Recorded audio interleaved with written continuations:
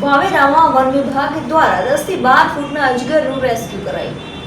રાજુલાના વાવેરા ગામે મહાકાય અજગર નીકળ્યો હતો। રહેણાંક વિસ્તારમાં અજગર નીકળતા ગ્રામ્યજનોમાં ફફડાટ ફેલાયો છે। સ્થાનિકો દ્વારા વન વિભાગને જાણ કરાઈ હતી। વન વિભાગની ટીમ તાત્કાલિક ઘટના સ્થળે પહોંચી અજગરનું રેસ્ક્યુ ઓપરેશન હાથ ધર્યું હતું। 10 થી 12 ફૂટના અજગરને રેસ્ક્યુ કરીને પકડી લેવાયો હતો। બાદમાં અજગરને જંગલ વિસ્તારમાં છોડી દેવાયો હતો।